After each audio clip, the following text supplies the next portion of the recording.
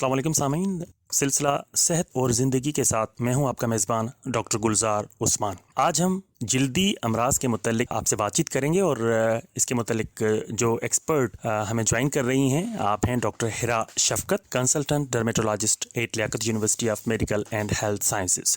Doctor Hira, آپ کو خوش آمدید۔ بہت بہت شکریہ ڈاکٹر گلزار۔ ڈاکٹر صاحب، آج کل عمومی طور پہ آپ آبزرو کر رہی ہیں اپنے کلینکس پہ، اپنے ہاسپٹل میں، تو کس قسم کے جلدی امراض زیادہ مشاہدے میں آ رہے ہیں؟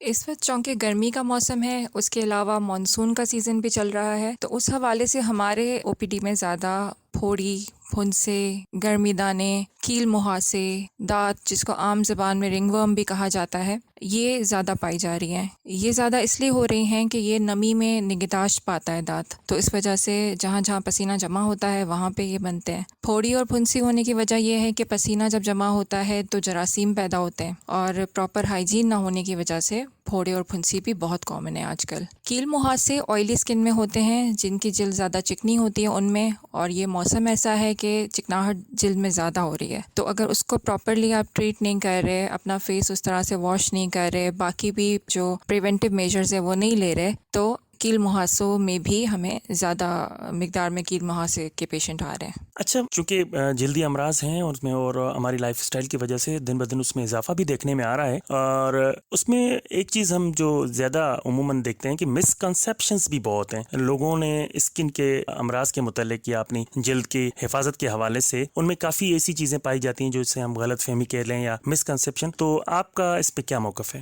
جی ہاں، کافی ایسی بیماریاں ہیں جس میں بہت ساری متس یا مسکنسیپشنز ہیں، جس کے حوالے سے بات بھی کرنا چاہوں گی، تھوڑی اویئرنیس بھی دینا چاہوں گی۔ جیسے کہ لوگ سمجھتے ہیں کہ ہمیں اگر دانے ہو رہے ہیں زیادہ تو ہمیں نہانا نہیں چاہیے، اس سے زیادہ خراب ہو جائیں گے، حالانکہ ایسا کچھ بھی نہیں ہے۔ اگر آپ کو دانے ہیں تو آپ کو اپنی ہائیجین کا زیادہ خیال کرنا ہے، آپ کو اینٹی سیپٹک والے سوپ سے نہانا ہے تاکہ آپ کی اس میں جلد میں بہتری آئے۔ دوسرا یہ کہ حکیموں کے پاس جانا، زیادہ اسٹیرائڈ کی کریمز کا بہت زیادہ استعمال، کسی کو اگر کیل مہاسے ہو رہے ہیں تو اس کے اوپر بھی بیٹنوویٹ اور ڈرموویٹ جیسی دوائیں لگانا، یہ بالکل بھی مناسب نہیں ہے، کیونکہ یہ آپ کی ایکنی کو، آپ کے کیل مہاسوں کو بڑھائے گی، کم نہیں کرے گی۔ تو بیوٹی پارلر والے بھی اس طرح سے ایڈوائز کر دیتے ہیں جیسے کہ ڈاکٹرز کی طرح، تو اپنے کنسلٹنٹ ڈرمیٹولوجسٹ کو دکھائیں اور لوگوں کی باتوں پہ نہ عمل کریں۔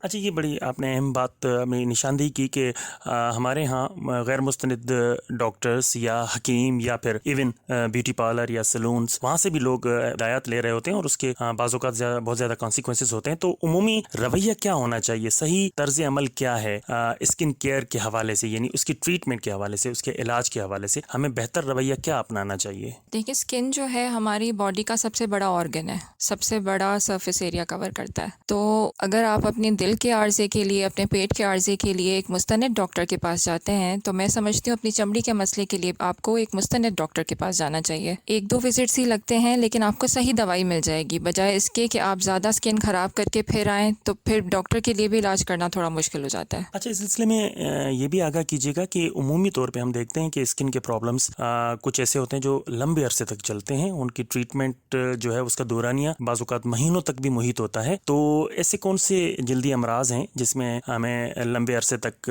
اس کی ٹریٹمنٹ لینا ضروری ہوتا ہے، یا اس کی ٹریٹمنٹ کو چھوڑ دینے کے بعد اس کی کانسیکوینسز کیا ہو جاتے ہیں؟ تو اس پہ ضرور ہمیں آگاہ کریں ہمارے سامعین کو۔ ایسے کچھ جلدی امراض ہیں، میں صرف ان کی بات کروں گی جو ہمارے صوبے میں زیادہ پائے جاتے ہیں۔ ایک ہے سوریاسس۔ سوریاسس میں آپ کے جلد کے سیل جو ہیں وہ زیادہ جلدی بن رہے ہوتے ہیں، اور وہ چھلکوں کی صورت میں آپ کے جسم کے اوپر جمع ہو جاتے ہیں۔ اس کا فالو اپ ضروری ہوتا ہے، اس میں لمبا علاج چلتا ہے، کیونکہ یہ بیماری ڈائبٹیز کی طرح ہوتی ہے، یہ بالکل مکمل طور سے ٹھیک نہیں ہو سکتی، لیکن یہ ہے کہ اس کا علاج ضرور ممکن ہے، اور بہت سارے آپشنز بھی موجود ہیں۔ تو اس کے لیے ہم ہر 3 ہفتے میں مریض کو اپنے پاس بلاتے ہیں، اور اگر مریض فالو اپ پہ پراپر نہیں آتا تو بیماری شدت اختیار کر جاتی ہے، اور اس کے بعد علاج اور زیادہ مشکل ہو جاتا ہے۔ اس کے علاوہ دانت یا رنگ ورم کو ہم بہت ہی عام بیماری سمجھتے ہیں اور عام طور پہ پائی جاتی ہے۔ اس کے لیے میڈیکل اسٹور سے بھی لوگ خرید کر ٹیوب لگا لیتے ہیں، لیکن ان کو یہ نہیں پتا کہ غلط ٹیوبوں کے استعمال کی وجہ سے ہمارے پاس ریزسٹنٹ کیسز بن گئے ہیں، ہیں. اب وہ ایک ہی گولی سے یا ایک ہی کیپسول سے ٹھیک نہیں ہوتے. جو علاج 21 دن میں ختم ہو جانا چاہیے دوسری جگہوں پہ دنیا میں 21 دن میں جس کا علاج ختم ہو جاتا ہے، ہمارے پاس 2 سے 3 مہینے لگ جاتے ہیں. اور اس کے باوجود بھی پیشنٹ 3-4 مہینے کے بعد دوبارہ اسی شکایت کے ساتھ واپس آ جاتا ہے. وجہ صرف یہ ہے کہ ڈاکٹر کو چھوڑ کے حکیموں کے پاس یا کویکس کے پاس جا کے اسٹیرائڈ کریمز لگا لیتے ہیں یا میڈیکل اسٹور والے سے لے لیتے ہیں. تو اس کا بھی فالو اپ اب لمبا ہو گیا ہے، جو کہ ہونا نہیں چاہیے تھا.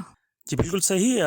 ڈاکٹر ہیرا شفقت ہمارے ساتھ ہیں، consultant dermatologist, Liaquat university of medical and health sciences. آپ سے جلدی امراض کے متعلق بات چیت ہو رہی ہے. اچھا ڈاکٹر ہیرا، اسکن ہیلتھ ظاہر ہے سبھی کانشیس ہوتے ہیں، مرد ہوں یا خواتین ہوں. خواتین میں ذرا اس کی زیادہ پائی جاتی ہے، اس کے متعلق وہ کانشیس ہوتی ہیں. تو آپ کچھ ایسی ٹپس ہمارے سامعین کو ضرور بتائیں کہ جیسے وہ بدلتے ہوئے موسموں میں یا اس وقت جیسے کرنٹ سینیریو ہے تو یا عمومی طور پہ بھی سارا سال ہمیں اپنی جلد کی حفاظت کیسے کرنی چاہیے اور اس کو ہم مختلف امراض سے کیسے بچا سکتے ہیں، اور ایسے طریقے جس سے نقصان بھی نہ ہو اور ہماری جلد بہتر اور اچھی لگے، اس کی ٹپس ضرور بتائیے گا. یہ آپ نے بہت اچھا سوال کیا، اور آپ کے توسط سے میں specially young boys and girls کو اچھے طریقے سے سمجھا سکوں گی کہ کس طرح سے ان کو اپنی جلد کی حفاظت کرنی چاہیے. لیکن جلد کے حفاظت میں سب سے پہلے تو ایک اچھا موئسچرائزر آپ کی روٹین میں ہونا چاہیے، جو آپ دن کو بھی استعمال کریں، رات کو بھی استعمال کریں. عمومی طور پہ سمجھا جاتا ہے جن کی چکنی جلد ہے ان کو موئسچرائزر استعمال نہیں کرنا. ایسا کچھ بھی نہیں ہے. ہر جلد کے لیے الگ قسم کا موئسچرائزر ہے جو آپ کا کنسلٹنٹ ڈرمیٹولوجسٹ آپ کو اچھے طریقے سے سمجھا سکتا ہے. اس کے علاوہ سن بلاک کا استعمال بہت ہی ضروری ہے.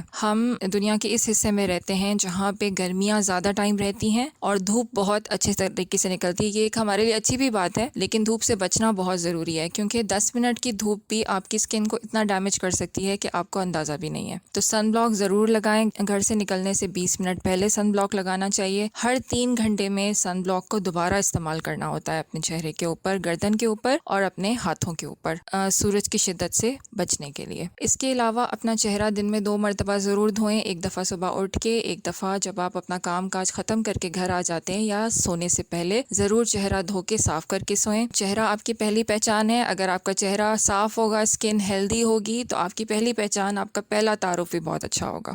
جی سامعین، ابھی آپ نے گفتگو سنی جلدی امراض کے متعلق. ڈاکٹر ہیرا شفقت ہماری مہمان تھیں اور بڑی مفید باتیں ہمیں معلوم ہوئیں. اور جلدی امراض جو ہیں وہ بہت کامن ہیں اور ہمیں اپنی جلد کا ہمیشہ خیال رکھنا چاہیے. اور ان کا جو پیغام تھا وہ یہی تھا کہ جلدی امراض کو آپ سنجیدہ لیا کریں اور فوراً اپنے قریبی جو جلد کے مستند ڈاکٹر ہیں، کنسلٹنٹ ڈرمیٹولوجسٹ جسے کہتے ہیں، ان سے آپ اپنی جلد کا جو بھی ہے معائنہ ان سے ہی کروایا جائے اور انہی کے تجویز کردہ نسخے پہ آپ عمل کریں اور ادھر ادھر کی سنی سنائی اور غیر مستند باتوں پہ عمل نہ کریں. اور اچھی صحت کے لیے اچھی جلد کا ہونا بھی ضروری ہے. اسی کے ساتھ اپنے میزبان ڈاکٹر گلزار عثمان کو دیجیے گا اجازت. اللہ حافظ.